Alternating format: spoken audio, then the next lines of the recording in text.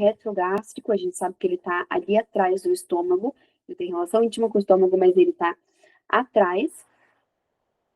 E ele tem a sua face de coalescência que junta ele lá com a parede posterior, lá perto da coluna vertebral, tá?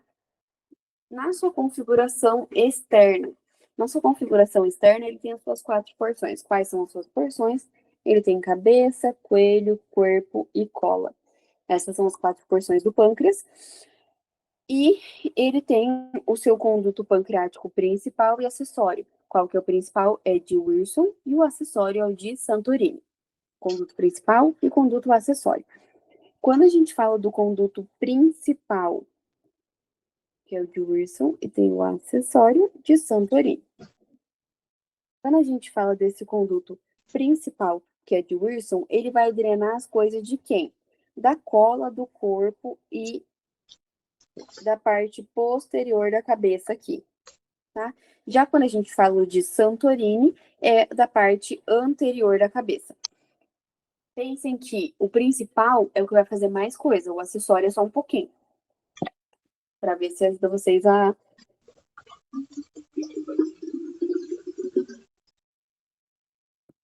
saber. Daí, lembrem de falar, ele é um órgão abdominal, é uma glândula, né, abdominal, mito, acessório, tubo digestivo, tá? Enfim. E aí ele tem o seu peritoneu. Vamos ver aqui, ó. Aquelas partes que tem nessa imagem, que eu até gosto, que a gente diz aqui, ó, que ele tem o seu processo unciforme, a cabeça do pâncreas tem o seu processo unciforme.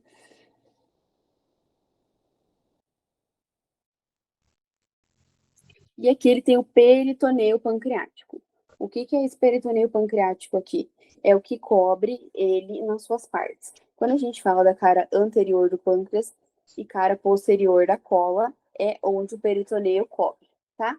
Cara anterior do pâncreas e cara posterior da cola é onde o peritoneu cobre.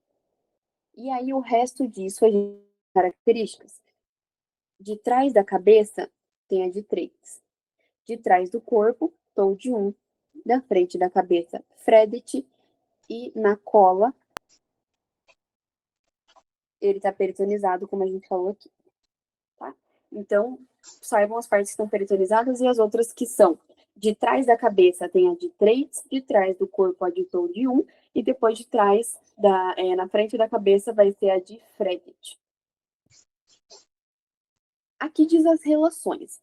As relações é só vocês pensarem tudo que tem perto. Tem muita coisa aqui nele. Não dá pra falar tudo que tem perto. O que eu sei que tem perto ali do pâncreas? Eu sei que o estômago tá ali. Então, o que vai. A irrigação do estômago vai ter relação com o pâncreas. Então, as artérias gastroduodenais, vai estar no meio ali do abdômen. Então, as artérias esplênicas fazem parte também. Tudo na sua relação anterior. Quando falo de uma relação posterior, o que ele tem atrás dele, que vai estar bem grande ali perto, veia cava inferior. Veia cava inferior, renal, aorta, glândula suprarrenal, baço, veia esplênica, veia mesentérica superior, conduto colédoco, tá? Na frente dele a gente tem as asas delgadas, a gente tem o estômago, igual eu falei para vocês. Então, só vocês pensarem tudo que tá aqui perto, mas olhem bem essa parte, porque tem muito vaso ali. Então, não dá para falar muito órgão em si muito grande. Tudo tem os vasos ali perto. E aqui tem as artérias do pâncreas, que foi, eu até escrevi para vocês aqui. As artérias do pâncreas. Como que é feita essa irrigação do pâncreas? Essa irrigação do pâncreas, ela tem um sistema pelos arcos pancreatoduodenais. Não veio escrito o que são os arcos pancreatoduodenais, então eu fiz para a gente lembrar eles, pelo menos, se vocês quiserem. Esses arcos pancreatoduodenais é formado como? Por uma artéria pancreatoduodenal superior e uma inferior. A artéria pancreatoduodenal superior tem uma rama anterior e uma rama posterior, que vai formar isso aqui. E a artéria pancreatoduodenal inferior também tem uma rama anterior e uma rama posterior, que vai formar isso aqui. O que muda de uma para outra? É que a artéria anterior e posterior das artérias pancreatoduodenais superiores vem da gastroduodenal. Já as artérias anteriores e posteriores da pancreatoduodenal inferior vêm da mesentérica superior. Tá bom? Vamos falar de novo. É formado pelos arcos pancreatoduodenais da sua irrigação. Como que é formado o arco pancreatoduodenal? Pela artéria pancreatoduodenal superior e inferior. Cada artéria pancreatoduodenal dessa superior e inferior vai ter uma rama anterior e uma rama posterior. A rama anterior e a rama posterior das artérias pancreatoduodenais superiores vem da gastroduodenal. As artérias anteriores e posteriores, ramas da artéria pancreatoduodenal inferior, vem da artéria mesentérica superior. Isso não estava escrito aqui, então eu coloquei. Se vocês não entenderem, a gente repete de novo, tá? Não tem problema. Misericórdia. Menina, não tem que parar. Não tem que parar aqui. Não. Beleza? Por enquanto, tudo bem? Tá? Isso é feito pelos arcos pancreatoduodenais e também, que foi isso que se forma a partir desse momento do que a gente falou ali. Esse negócio da rama, não precisa vocês dizerem, se vocês quiserem falar como que forma o arco. Mas eu coloquei para, se caso eles perguntarem, tá bom? A gente deixa isso aí para uma informação a mais, né? É. Sim. Eu coloquei porque eu vi que não tinha esse arco pancreatoduodenal. Assim, acaba que é muito genérico, né? Você fala que é formado por um arco, e esse arco é formado como? Sim, obrigada, valeu. E aí também tem a artéria pancreática dorsal, que faz parte disso aqui, e as pancreáticas curta, maior e inferior. Fala tudo que é pancreática que vocês lembrarem. Maior, menor, curta, inferior, superior. Se não lembrar, fala. E só lembra pelo menos do arco pancreatoduodenal. Se fala como que é formado o arco pancreatoduodenal? Pelas artérias pancreatoduodenais superior e inferior. Que elas têm uma rama anterior e posterior que vem cada uma de um lado, isso já é isso é mais além. Mas pelo menos como que formam os arcos pancreatoduodenais pela artéria pancreatoduodenal superior e inferior. Eu acho que aí já diz como que forma, já tá bom.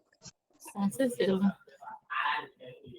E aí a gente tem das veias do pâncreas a mesma coisa. O arco pancreatoduodenal, aqui a gente tem o anterior e o posterior, tá? A artéria vai ser a mesma coisa que a veia, arco pancreatoduodenal. E diz que é do lado esquerdo aqui vai ser a esplênica, ou a porta. Lembrem que quem vai estar do lado esquerdo é o baço. Então, do lado esquerdo vai ser a esplênica, que é a que vem do baço, tá bom? Isso aqui, ó, que eles gostaram durante o ano, mas agora também pode ser que não liguem muito, que é aquele tronco gastropórico de Henle, que até veio em pergunta para alguma turma, que é formado pela veia gastropipórica direita e a veia córica direita. Tá? Essa imagem aqui, ó, eu coloquei porque é aquela pinça vascular aórtico-mesentérica. A gente falou muito disso em aula quando foi dado aula durante o ano, então eu coloquei a imagem também. Mas que é delimitado como essa pinça? Pela artéria mesentérica superior e pela aorta abdominal. Tem essa pinça em alguns bolineiros, acho que em 2. Então, aí como que ela é delimitada? Pela artéria mesentérica superior, a aorta abdominal e aqui embaixo a terceira porção do duodeno, tá? Dentro, o que que tem? O processo unciforme do pâncreas, por isso que eu mostrei ele para vocês lá em cima, que o processo unciforme é aquela prolongação da cabeça do pâncreas. Esse é o processo unciforme, que é o que vai estar aqui dentro, junto com a veia renal esquerda. E lá no médico. Eu acho que essa imagem, pelo menos eu acho uma imagem fácil de decorar, assim, visualmente. Então, os nomes não são tão fáceis para me lembrar de cabeça, mas a imagem, se eu vejo, eu lembro. Que vai ser a mesentérico superior, a aorta e aqui embaixo a terceira porção do duodeno. Dentro pode falar que é o pâncreas, se não lembrar que é o processo unciforme, o pâncreas já tá... Lá na parte de maquete, né, para quem vai fazer, acho que tem 2 repetições dessa situação. Se cair, dá para olhar do ladinho. Ai, que bom, pelo menos dá para dar Dá. Dá para dar uma colada.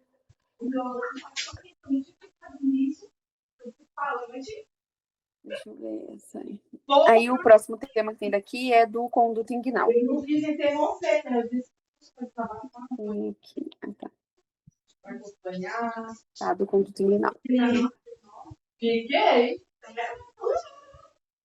Não fala muito. Assim, não fala quando não interessa, não fala. Não, não. Não.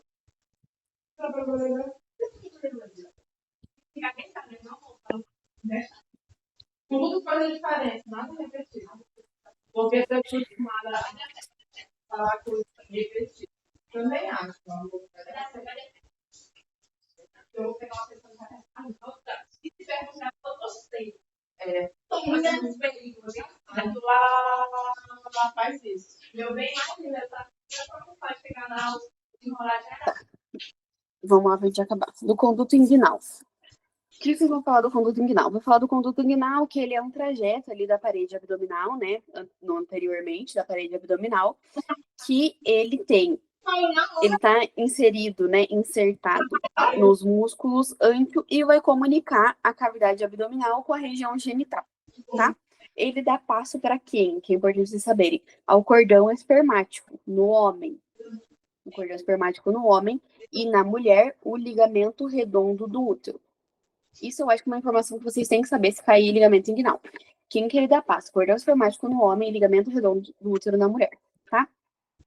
Qual que é a direção dele? De onde ele até vai? Ele é oblíquo, ele vai de lateral a medial.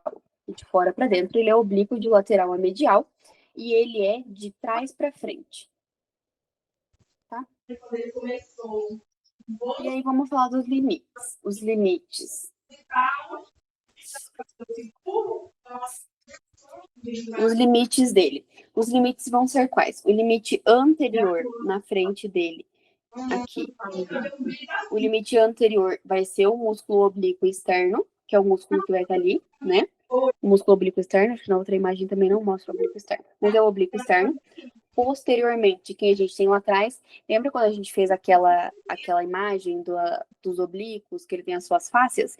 Então, a última face de trás lá, que é a face transversalis, que é aqui que vai estar na parte posterior dele, a face transversalis, e o ligamento reflexo.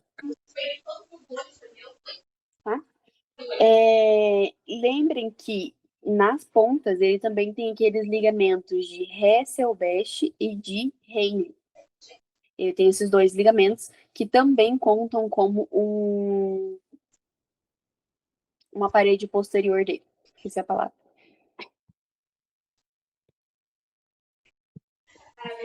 E aí a gente falou da parede anterior, parede posterior, e aí a gente tem uma parede superior. Superior vai ser quem? O oblíquo interno, se o externo é o de fora, o interno que vai estar superiormente, tá? O transverso também. E inferiormente é o ligamento inguinal. Isso daqui. E aí aqui a gente tem aquele anilho superficial e anilho profundo. Eu acho legal vocês saberem. Pelo menos assim, o básico por cima, para dar uma enrolada se precisar. No superficial, o que a gente tem? A gente tem aquela aponeurose do oblíquo externo, que é o músculo mais de fora lá. Lembra que a gente tem a aponeurose dele, tem a aponeurose do oblíquo externo, tá? E no anilho profundo, a gente tem a face transversalis.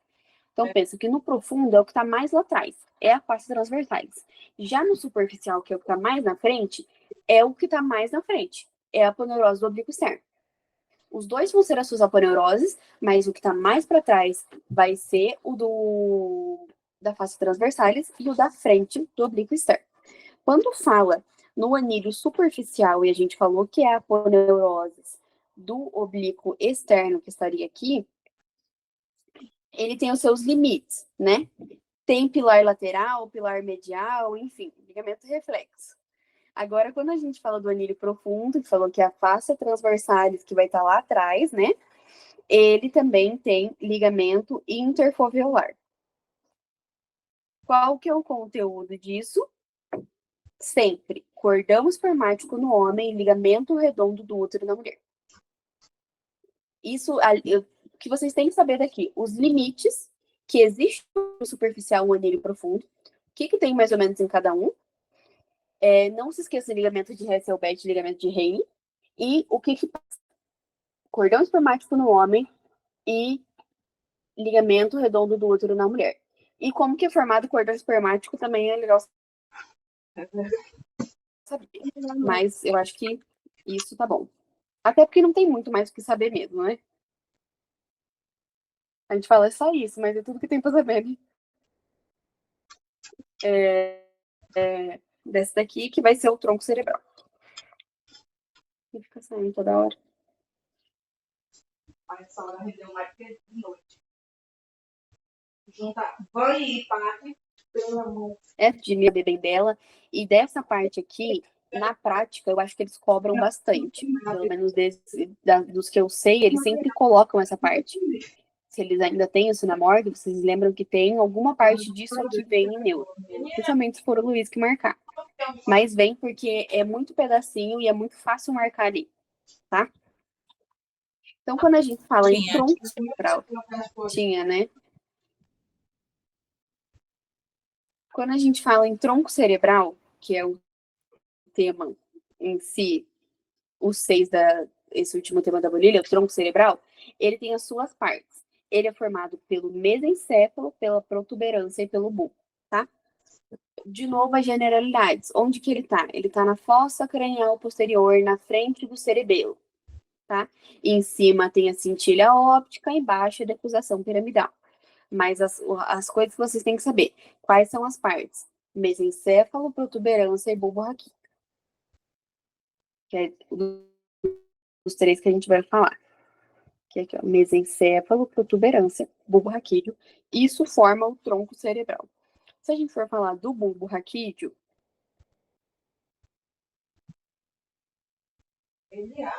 começar daqui. Começar de baixo para cima. Essa parte aqui de baixo seria o bulbo, né? Isso aqui daqui para baixo é bulbo, tá? O bulbo raquídeo, tá? Ele também tem outro nome que é médula oblonga, mas não se pegue isso. O bulbo raquídeo tá ótimo. O bulbo raquídeo, ele é a parte mais inferior, a parte mais de baixo, então eu vou começar falando pela de baixo, tá? Ele vai conectar quem? A médula espinhal com o tronco. É depois dali que vira a médula. Lembra que a gente falou ontem, né? Depois do bulbo que vira a médula. Então é ali, aqui que acaba ele aqui. Ele tem os seus limites. Quais são os limites dele aqui em cima? Aqui em cima vai ser o surco bulbo protuberancial. Por quê? Porque a ponte está em cima. Então é o surco bulbo protuberancial. Esse é o seu limite superior. Aqui, ó, vai ser o surco bulbo protuberancial, tá? Ou surco bulbo contínuo também é a mesma coisa, até mais fácil, eu acho. E aqui, inferiormente, vai ser a decusação das pirâmides, como a gente já falou, que é onde vai iniciar a médula espinhal, tá? Decusação das pirâmides, onde inicia a médula espinhal. Ele tem as suas caras. Na sua cara anterior, o que que ele tem aqui? Muita coisa, né? Vamos lá. Na sua cara anterior, o que que ele tem? Ele tem as pirâmides. Ele tem as pirâmides, que são essas partes aqui, ó. Isso são as pirâmides, tá? Ele tem as olivas, que tá. As pirâmides são a de frente aqui, as olivas são as do ladinho. Ele tem pirâmide, ele tem as olivas, ele tem a decusação das pirâmides, que é isso daqui, ó. Não vou colocar em cima, senão vai tampar. Isso aqui, que é a decusação das pirâmides, tá? Isso é mais o que ele tem. Aqui, o que eu acho importante vocês saberem é os pares craniais que saem nessas partes que a gente vai delimitar. Porque isso podem perguntar. Porque essa é a importância mais de saber que as partes disso aqui, né? Então, vamos lá. Lá no surco pré-olivar, que é esse daqui, ó, em verde. Até menor. O surco pré-olivar, que é esse daqui, quais pares craniais que vai sair daqui? Vai sair o 12. Já no nosso surco retro-olivar, que seria esse daqui, ó, né? De trás das olivas. Esse aqui é o pré-olivar. Esse é o retro-olivar. Pré-olivar é quando começa as olivas. Retro-olivar é quando acaba elas, tá? Aqui no retroolivar, quem vai sair daqui vai ser 9, 10 e 11. Tá? Vocês sabendo que tem em cima surco bulbo contínuo, bulbo protuberancial, a mesma coisa. Aí ali ele vai ter pirâmide, ele vai ter oliva, então vai ter o surco pré-olivar, retroolivar. No pré-olivar sai o 12º par cranial. No retroolivar, 9º, 10º e 11º. Tá bom? E a parte de saber o nome dos pares craniais não tem muito o que dizer, né? Tem que saber. E aí ele tem uma cara posterior, tá? Deixa eu tirar isso aqui. Na sua cara posterior, o que ele tem na cara posterior? Ele vai ter os tubérculos. Esse daqui, ó. Eu diminui a caneta, são fininha já. Esse daqui, ó, que é o tubérculo grácil. Depois do grácil, do lado, tem o cuneiforme. Tubérculo grácil, tubérculo cuneiforme.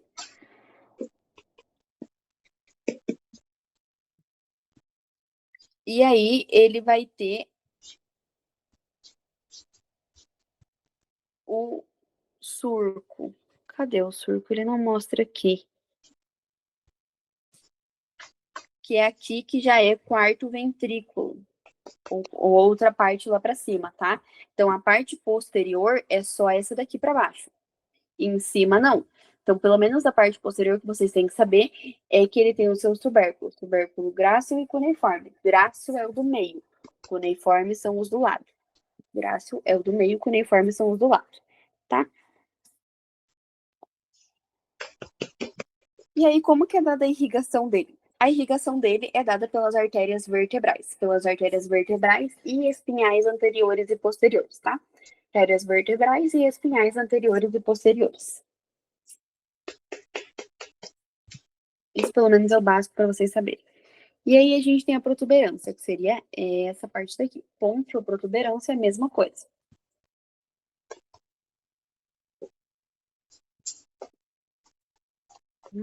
Vou fazer aqui, que eu acho que tem a... Tá, quando a gente fala da ponte ou da protuberância, a gente sabe que o limite inferior dela é o surco bulbo contínuo ou bulbo protuberancial, que dali para baixo vai ser bulbo, dali para cima é ponte ou protuberância, tá bom? Ela está situada entre o mesencéfalo e o bulbo. Aqui em cima a gente tem mesencéfalo, aqui embaixo a gente tem bulbo. Então, ela está situada entre o mesencéfalo e entre o bulbo, e ela tem uma cara anterior, uma cara posterior e as suas laterais. Menina, cadê seu celular? Tá aí, carregando. Ó, aqui é o surco bulbo contínuo, e aqui em cima, o limite dela superior, vai ser o surco ponto mesencefálico, entre mesencéfalo e ponte. Ponto mesencefálico. Então, vamos para essa foto daqui de baixo.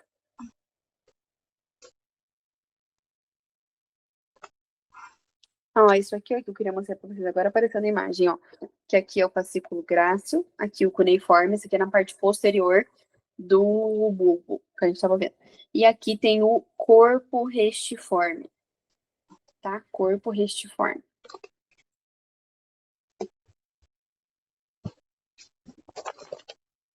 Enfim, aí, voltando a falar da ponte, não. Os seus limites superior e inferior vão ser os surcos que vão separar em cima do mesencéfalo e embaixo do bulbo. Tem as suas caras anterior, posterior e laterais, tá? Ela tem os seus núcleos, só que a gente não tem uma foto aqui. Cadê?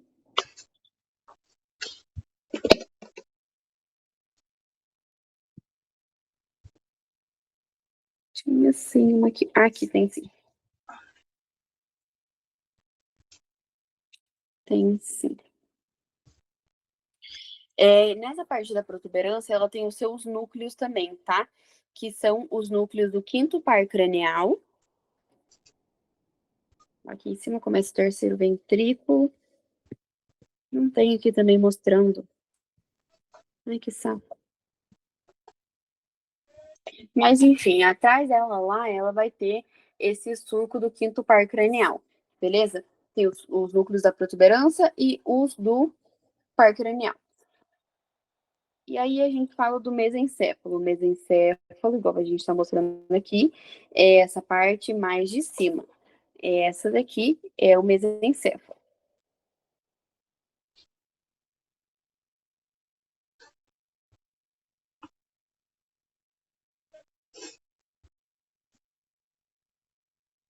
O Menina, mesencéfalo, o que a gente pode falar dele? Ele é a parte mais superior do tronco mesencefálico. Ele é separado da protuberância, da parte de baixo, né, da ponte ou da protuberância, pelo surco pontomesencefálico, que é o que separa eles, tá? Ele está situado entre o diencéfalo e a ponte, meu bem, eu tinha tá? Entre o diencéfalo e a ponte. Ele tem duas partes separadas. Ele tem os seus pedúnculos cerebrais, que são esses daqui, ó. Mas se ajeitar, ela dá ali dentro.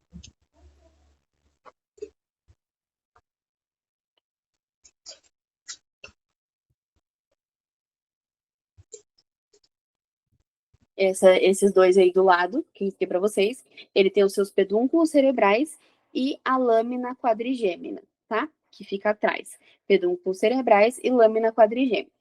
Aí, nesses pedúnculos cerebrais, é separado em pé peduncular e calota mesencefálica. Mas sabendo pedúnculo cerebral já tá bom, tá? Pedúnculo cerebral e lâmina quadrigêmina, que aí é a parte daqui de trás. Ó, esse negócio aqui, ó. Tá? A parte de trás dele é que é a lâmina quadrigêmina. E aí a gente tem também a vascularização dele.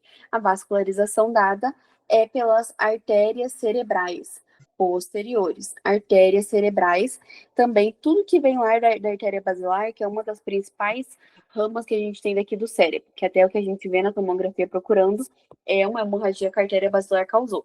Então, a artéria basilar é quem vai dar essas cerebrais para que irrigue o mesencéfalo, tá bom?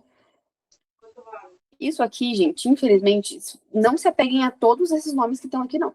Não, senão vocês vão enlouquecer e não vão conseguir decorar tudo, tá? Peguem pelo menos os principais nessa imagem aqui, o que faz parte dele. Olhe os principais nomes e decora eles. E é isso. Porque nome aqui, se você for ver, tem para dar e vender. Mas não dá para vocês pararem e decorarem tudo, senão vocês não vão acabar nunca. Então, quando cair lá o tronco cerebral, lembrem das 3 partes que ele é formado. Pelo mesencéfalo, pela protuberância e pelo bulbo. E aí, a partir disso, vocês vão falando um pouco de cada um.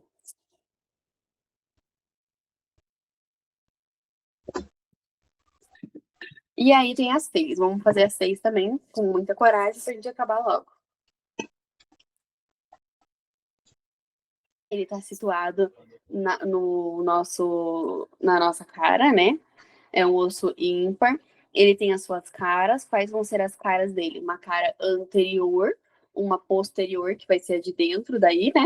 Que é endocraniana, e uma inferior, que vai ser o teto da órbita. Então, essa daqui seria a inferior, que é o teto da órbita. Essa aqui seria a anterior. E essa daqui, ó, a posterior. As 3 caras dele, tá? A anterior, exocraniana, que é a tá de fora. A posterior, a de dentro, endocraniana, tá? E a inferior, que forma o teto da órbita. E aí ela tem os seus bordes também, anterior, superior e posterior. O que a gente tem na cara anterior dele? Aqui não tá escrito, mas também não tem muita coisa para dizer, tá? Na cara anterior, o que a gente tem? A gente tem a eminência frontal, que é o que vai estar aqui, ó, que é essa parte que a gente sente aqui. Isso é a eminência frontal, tá? E a gente tem aqui embaixo, lembra que a gente tem a glabela e a sutura metópica, beleza? Aqui, ó, nessa cara endocraniana ou posterior, a gente vai ter isso aqui do meio, que vocês têm que saber, que é o surco do seno sagital. Surco do seno sagital. Pega, puta. Pela noite aqui, ó. E aqui embaixo, na sua cara inferior, que aqui vai ser o teto da órbita, aqui é onde ele vai ter mais coisas. Aqui tem a espina troclear, tem o arco supraciliar, que é o que começa a aparecer mais, né? Que é esse arco onde a gente tem a nossa sobrancelha em cima, o arco supraciliar, a cara orbitária, que é onde vai ter o olho aqui dentro, tá? Reborde supraorbitário, que é essa parte que a gente, se colocar o dedo aqui dentro, a gente sente do olho, reborde supraorbitário, e essa parte daqui, que é escotadura etimoidal. Isso, pelo menos, é o básico para vocês saberem, mas olhando essa imagem, vocês já sabem muita coisa. Outra coisa, aqui não está escrito, mas lembrem com quem que ele se articula, o frontal, tá? Com quem que ele se articula aqui? Anotem, se vocês não têm, que eu acho que é importante saber.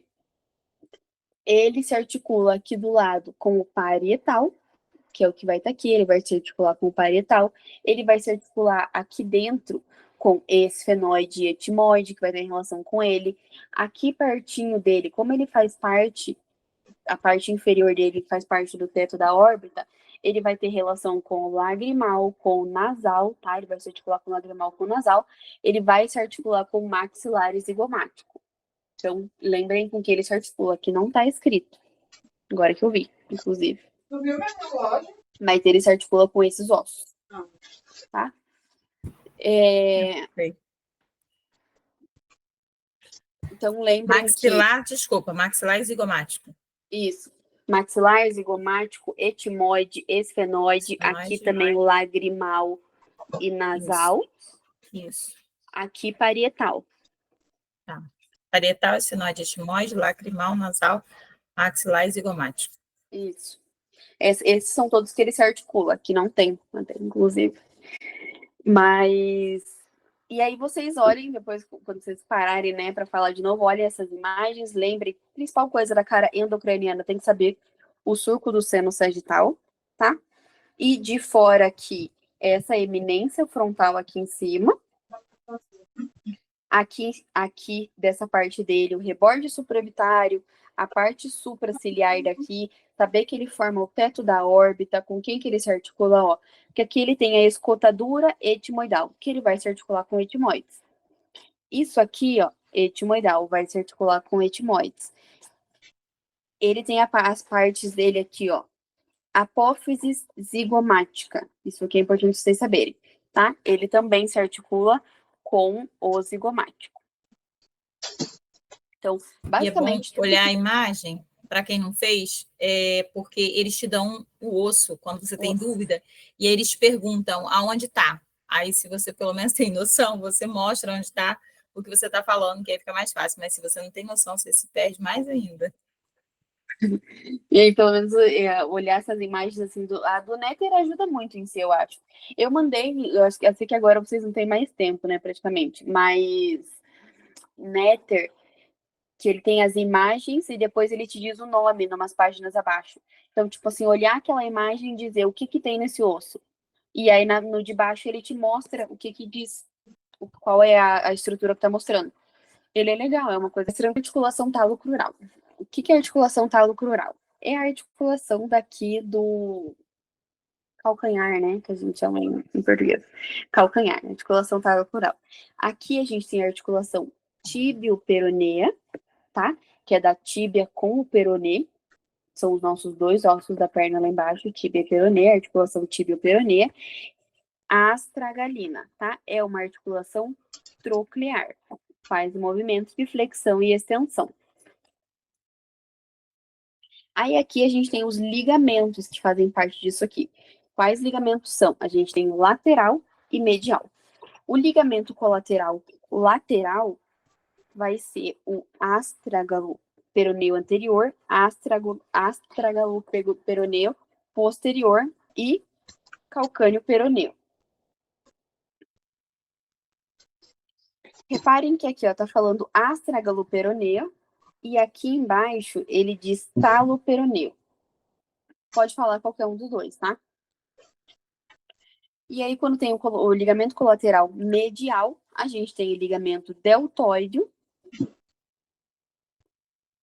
e profundamente o tíbio talar anterior. Deltoide e tíbio talar anterior. Do fundo do meu coração, acho que não precisa esse negócio de porção tíbio talar posterior, porção tíbio calcânea, porção tíbio navicular. Não. Sabendo que os mediais são deltoide e talar anterior, eu acho que tá bom. Tá? E aí a gente tem... Pode falar. Subtalar.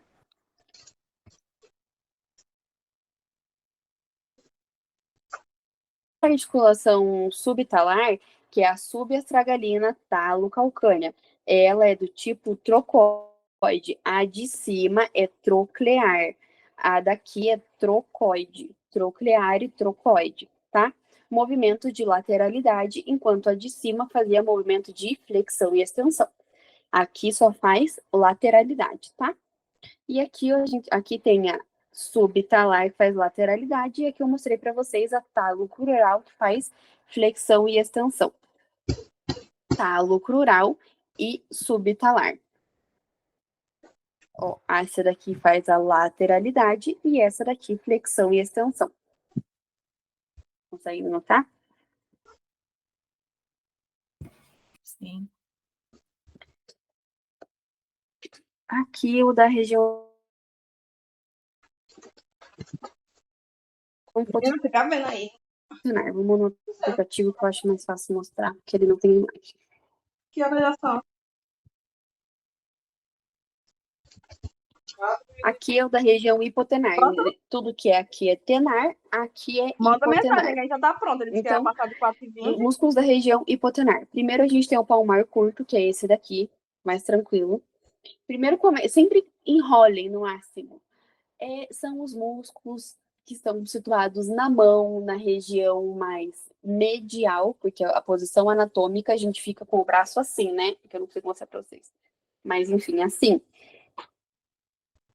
Assim, ó, a gente fica com o braço. Então, ele vai estar mais medial do que lateral, tá? Então, são os músculos da região da mão que são localizados mais lateralmente, ao contrário da região tenar.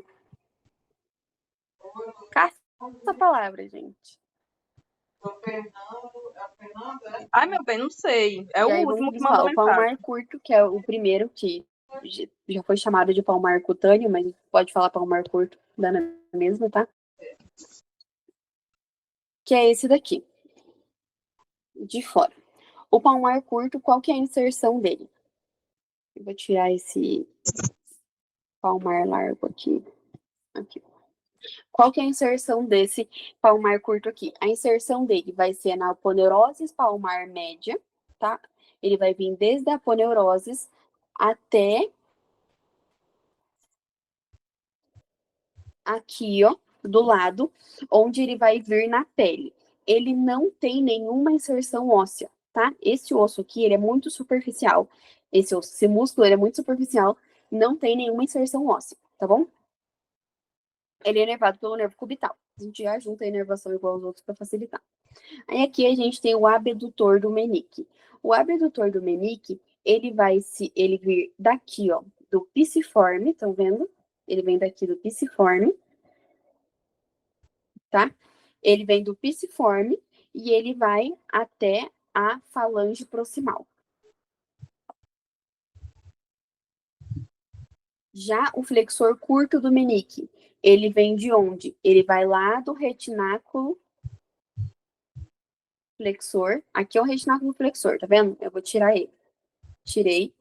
Ele vai daqui e ele também vai no ganchoso e ele desce ali embaixo até a falange proximal. E esse último aqui, que é o oponente do Menique, ele também, se a gente voltar aqui, ó, ele vem do retináculo flexor, tá vendo? Ele se junta ali. Ele vem do retináculo flexor, também vai lá no ganchoso, vai no gancho também, e ele vai no quinto metacarpiano, que é esse daqui, ó, né? O de trás, quinto metacarpiano. Eu não sei se você está riscando onde está o retináculo, porque a gente só vê quando você mostra. Ah, tá, agora foi. Quando você mostra o músculo. Porque ele é meio branco, né? Ó, não sei, mas eu vou riscar aqui. Vou pegar aqui. Esse daqui é o retináculo. Valeu. Eu estava puxando de cima e eu tô aonde tá? Esse é o retináculo. É que eu marco aqui, mas ele é muito clarinho, ele nem aparece para vocês. Então, a gente... Aqui, vou tirar esse daqui. Então, a gente tem 4. Lembra que o pulmão curto não tem nenhuma inserção óssea. Ele vai ali da aponeuroses até a pele. Ele não tem inserção óssea. Os outros 3, sim, tem. Mas... Deixa eu tirar esse. Mas todos os 2 últimos dele vêm do retináculo flexor. Esse primeiro de cima, ele tá vindo do pisiforme aqui. Pisiforme, tira ele. Os últimos 2 daqui, ó, eles vêm do retináculo flexor. Vem do retináculo flexor, que é o flexor curto do menisco e o oponente do menisco. Os 2 vêm do retináculo flexor, mas eles também pegam o osso lá em cima. Que osso que vai ser? O gantioso, principalmente. Sendo que o mais de baixo, que é o oponente, ele também pega o gâncio. Tá? Onde eles terminam, a maioria deles em falange proximal e metacarpiano. Então, o primeiro deles, que é esse daqui, ó, ele não termina em nenhum osso também, né? Como a gente já sabe. A gente tira. Aí o próximo vai ser o abdutor do menisco, que ele vai terminar na falange proximal. O de baixo, que é o flexor curto do menisco, termina na falange proximal também. E o último deles vai terminar no quinto metacarpiano. Então, os 2 do meio terminam na falange proximal, só o último termina no quinto metacarpiano. E esse daqui seria o retináculo flexor. Todos eles são inervados pelo nervo cubital. Todos eles são inervados pelo nervo cubital. E aí?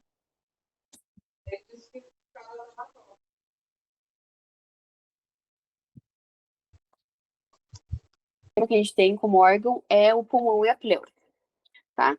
O pulmão é um órgão do aparato respiratório localizado no tórax, tá? Qual é a função dele? Intercâmbio gaseoso, né, através dos alvéolos. Ele está situado na cavidade torácica. Sempre lembrem o que é cavidade torácica dentro e o que é parede torácica. Parede torácica é de fora, né? Cavidade é de dentro. Então, ele é um órgão do sistema respiratório, localizado no tórax, dentro da cavidade torácica. A função dele é intercâmbio gaseoso através dos alvéolos. Ele é um órgão de número par, né? Tem o direito e tem o esquerdo, né? Se a gente vai falar do, né, mais específico de cada um, começa daí. O direito tem 3 lóbulos, o esquerdo vai ter 2 lóbulos, direito tem 3 lóbulos, esquerdo tem 2 lóbulos.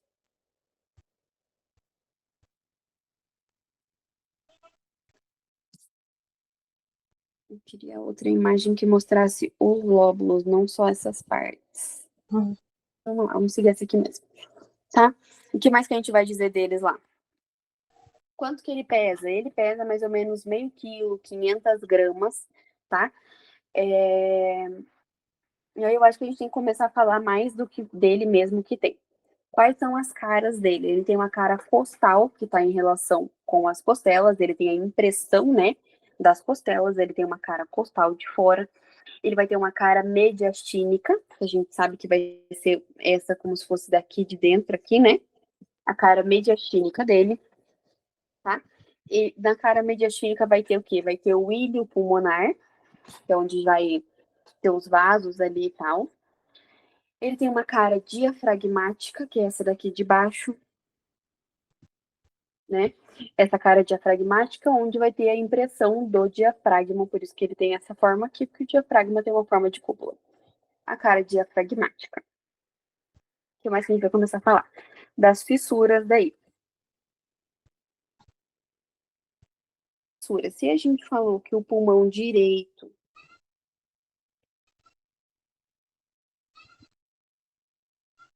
Se a gente falou que o nosso pulmão direito tem 3 lóbulos e 2 fissuras, então ele tem um lóbulo superior, um lóbulo médio e um lóbulo inferior. Já o esquerdo e as suas fissuras, né? Horizontal e oblíqua. Uma aqui e uma aqui. Uma horizontal e uma oblíqua. Já o pulmão esquerdo tem 2 lóbulos, né? Os lóbulos superior e inferior, Essa imagem tá muito ruim, eu tô escrevendo só pra gente se situar. Tem muito risco nela. Superior e inferior, e ele tem só uma fissura, que é a fissura oblíqua. Então, lembrem que aqui seria inferior, né? Que o pulmão direito é quem tem a fissura horizontal, tá? O esquerdo não tem, ele só tem a oblíqua igual ao direito. Daí a gente falou da três cara, costal, mediastínica. E aí ele tem a segmentação pulmonar. A segmentação pulmonar é dada pelos lóbulos, né? A gente tem os três no lado direito, a gente tem os três lóbulos, superior, médio e inferior. No esquerdo, superior e inferior. Do direito vão ser o quê? Aqui a gente tem três lóbulos. A gente falou superior, médio e inferior. O superior tem três segmentos, apical, anterior e posterior. Já no lóbulo médio tem dois segmentos, lateral e medial, esses daqui. E no lóbulo inferior tem 5 segmentos. Quais segmentos são esses? Superior, basal anterior, basal medial, basal lateral e basal posterior. São 5. Então, no lado direito, no total, a gente vai ter 10 segmentos, tá? E aí, se a gente passar para o lado esquerdo, ele tem só uma divisão, que é pela fissura oblíqua, separando em um lóbulo superior e um lóbulo inferior. O lóbulo superior tem 5 segmentos, que é esses daqui, e o inferior tem 4. Então, aqui ele tem 9 segmentos. O lóbulo direito, o pulmão direito tem 10 segmentos, o pulmão esquerdo tem 9 segmentos, tá? E aí ele tem cada um seus nomes, né? Quando a gente fala do ilho pulmonar, deixa eu ver se tem uma foto aqui. Não. Mais ou menos, eu acho, isso daqui. O ilho pulmonar, que vocês sabem que aquela partinha que vai estar lá na cara mediastínica dele, né? Na cara mediastínica, onde tem o buraquinho, onde vai entrar e sair as estruturas. Que estruturas vão ser essas quando a gente fala do ilho? Brônquio, artéria e veia, tá? Isso aqui, ó.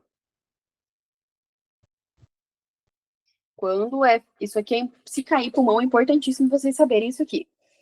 Quando a gente fala da raiz pulmonar direita, no pulmão direito, quando a gente fala de cima para baixo, brônquio, artéria e veia, base. Quando a gente fala de frente para trás, veia, artéria e brônquio. Reparem que é só inverter. Eu, pelo menos, aprendi assim, invertendo. Então, de frente para trás é VAB, veia, artéria e brônquio. A outra forma é de cima para baixo. Então, eu só inverto as letras. B a V. Aí vocês invertem. Eu acho que pelo menos você tem que decorar um só e o outro você inverte, facilita. Quando a gente fala da raiz pulmonar esquerda, de frente para trás, veia, artéria, bronco, veia. Bronco, veia. E de cima para baixo, artéria, veia, brônquio, veia.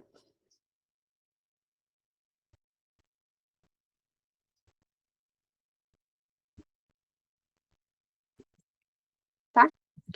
O que dá para inverter é o direito, tá, gente? Pelo amor de Jesus Cristo. O esquerdo, ele não dá para inverter a ordem dele, né? Do que tá ali. Mas o que dá para fazer, lembra que os dois últimos, eles são iguais. O que inverte é só os dois de cima.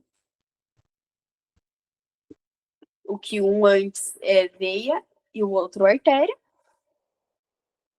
Assim que inverte daí.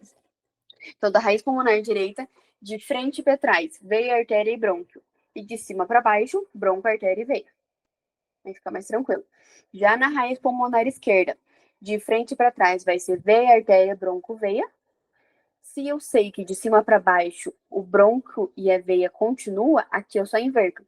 Se um começou em veia, o outro começa em artéria.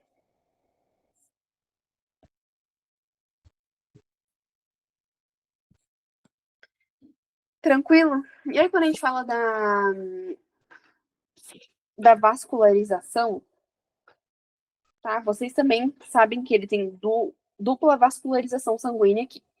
Dupla vascularização sanguínea vai ser por quem? Funcional pela artéria pulmonar e nutrícia pelas artérias bronquiais.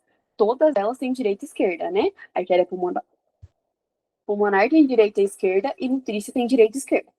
Então, a funcional vai ser pelas artérias pulmonares e a nutrícia pelas artérias bronquiais, direita e esquerda. Aqui tá mostrando pra gente a drenagem venosa, que tem a veia pulmonar superior direita, superior esquerda, inferior direita, tá? Qual que drena cada lóbulo?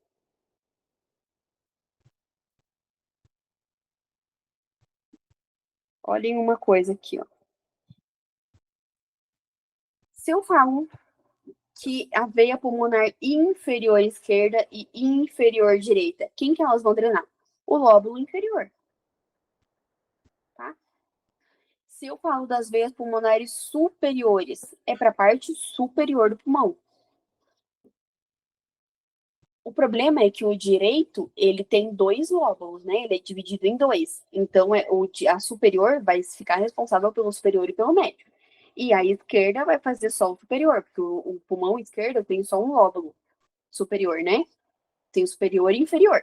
Então, o esquerdo, a veia pulmonar superior esquerda fica responsável pelo lóbulo superior e a veia pulmonar inferior esquerda é responsável pelo lóbulo inferior. Já quando a gente fala do lado direito, o pulmão direito é separado em 3 lóbulos, superior, médio e inferior. A minha veia pulmonar superior direita vai ficar responsável pelo superior e pelo médio. Já a minha veia pulmonar inferior direita vai ser responsável pelo lóbulo inferior. Tranquilo? Porque a gente Não, olha isso aqui. dá um nó. Tem um pulmão direito e um pulmão esquerdo. O nosso pulmão direito, ele é separado em 3 lóbulos. Então, ele é separado em um lóbulo superior, um médio e um inferior. O nosso pulmão esquerdo é separado em um lóbulo superior e um lóbulo inferior, porque ele só tem uma fissura oblíqua. Se eu falar primeiro do pulmão esquerdo, que é mais fácil. O pulmão esquerdo ele tem 2 lóbulos, superior e inferior, separados pela fissura oblíqua. Se eu ver esse tanto de nome de veia aqui, ó, por exemplo, todas elas são veias pulmonares. Para o lado esquerdo, eu vou ter uma veia pulmonar superior esquerda e uma veia pulmonar inferior esquerda. A veia pulmonar superior esquerda fica responsável pelo lóbulo superior do pulmão. A veia pulmonar inferior esquerda fica responsável pelo lóbulo inferior do pulmão. Fica cada um com o seu nome. Ela é superior, ela fica com o lóbulo superior. Ela é inferior, ela fica com o lóbulo inferior. Isso seria o esquerdo. Agora, o direito. O direito, eu sei que ele tem 3 lóbulos: superior, médio e inferior. Então, a minha veia pulmonar inferior direita fica responsável pelo inferior, pelo lóbulo inferior. Agora, a minha veia renal, por que eu tô com renal na cabeça? A minha veia pulmonar superior direita, ela vai ficar responsável pelo lóbulo superior e médio, porque aqui eu não tenho só um, eu tenho 2. Então, ela vai ficar responsável por esses 2. Então, separa cada nome com os seus. Só que no direito você tem que saber que você tem um lóbulo a mais que é o médio. E aí ele fica junto com a parte superior. Entendi. E aí, meu filho? É a drenagem linfática, gente. Pelo menos saibam assim, ó, que do lado. Cadê? Deixa eu ver se tá aqui. Do lado direito vão para a grã-vena linfática, do lado esquerdo, conduto torácico. É isso. Sabendo isso, tá bom. Não precisa saber esses nomes aí, porque tudo isso é nome de gânglio. Eles quase não deram linfático. Isso aqui que fala da veia, que vai falar da veia bronquial direita, que vai para ásticos, e a veia bronquial esquerda, que vai para hemiascos ou de Bryan. Mas é só uma informação a mais. Sabendo isso, já tá bom. Aqui, lá falava sobre pleura também. Então, sem falar que a membrana serosa, que recobre o pulmão, né? Assim como a maioria dos órgãos tem, ela também tem. O pulmão também tem. Então, a membrana serosa que recobre o pulmão, ela tem 2 folhas, uma visceral e uma parietal. Então, ela tem uma pleura visceral e uma pleura parietal. A pleura visceral é que vai ficar mais mais íntima com o pulmão, né? Digamos assim. Já fora do lado da parede torácica. Onde ocorre o derrame pleural que a gente fala é entre essas duas folhas, que seria um espaço virtual, que quando acumula líquido ali dentro, isso se torna patológico, que seria um derrame pleural, que acumula líquido ali dentro, aí a gente fala que ele se torna um espaço real. É um espaço virtual que se torna real quando acumula líquido ali dentro e vira patológico, tá? Só é considerado derrame pleural acima de 200 ml de água que tiver ali dentro. Mas isso pode ser, o derrame pleural pode ter ali dentro sangue, pode ter pus, pode ter água, tá? Pode ter outro tipo de líquido, né? Enfim, é ali que ocorre, perguntaram isso para vocês durante o ano, mas... E aí você vai falar de pulmão. Aí o 5 é a fossa pitérico. Pulmão só não pode cair no Dr. Luiz, porque ele fala até o nome desse lugar onde fica o derrame pleural. Eu até tinha aqui, ó.